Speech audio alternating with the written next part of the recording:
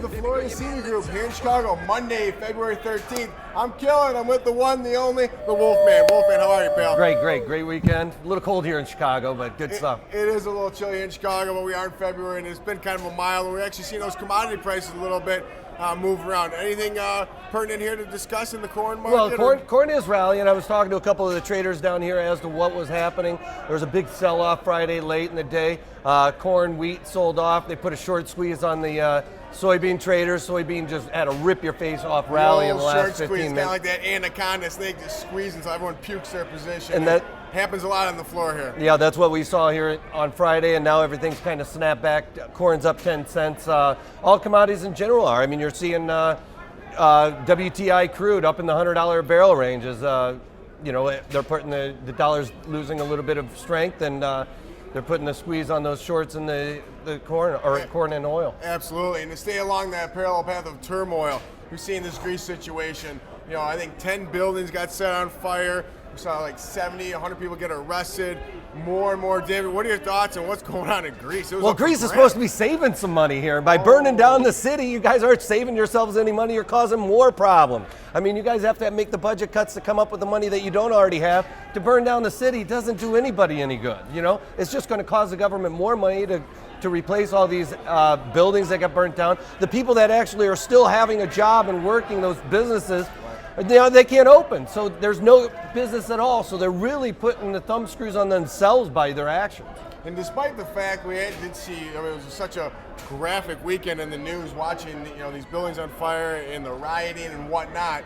But we are really not seeing the S&P really come off at all. We're still hunkered up here. We traded at 1350 as well as Apple printed at 500. It seems like everything's okay, but one thing to be noticed, and we talked about this before we hopped down here, is February 29th, the ECB, they're coming with their second tranche at LTRO. They're talking about coming to grab nearly 700 billion euros again, so this will kind of vault them over the 1.2 trillion that we did initially here in quantitative easing. And there's a lot of ramifications. What is Ben Bernanke going to do? Is he going to watch Vigil, or is the ECB just going to continue to turn this switch on? But I have to say that we're going to have to see what happens on there with their LTROs. Right now, I mean, our economic numbers are coming out pretty decent. I mean, it has to do a lot with the government money that they're flushing into the system. Certainly. So, I mean, without that, where would we be? I think that we'd be a lot worse off. So, if they go ahead and do it, that might turn Ben's hand and make him push all in. Well, and I think, folks, that's what we want to talk about today, the conversation today, and hope you join here because Wolfman and myself really appreciate the banter back and forth.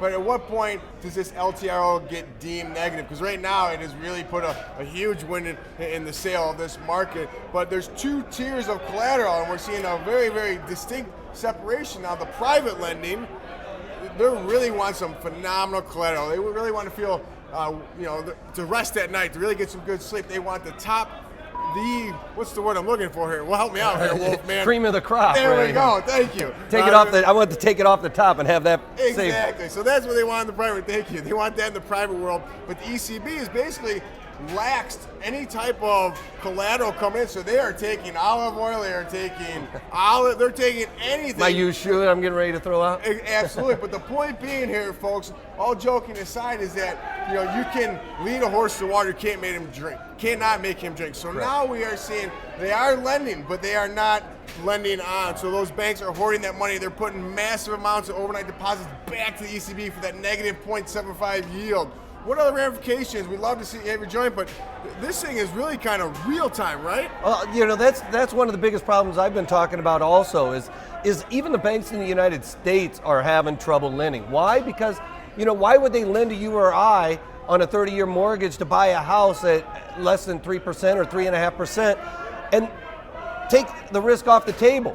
Right now they're kind of taking that money and they're putting that risk into the market to try and garner a larger return.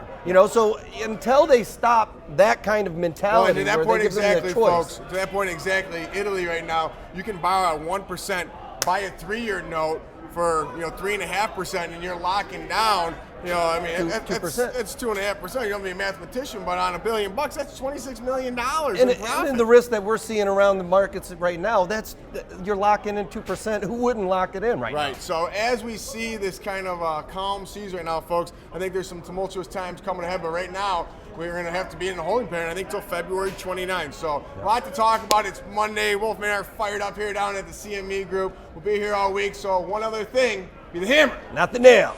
Take that.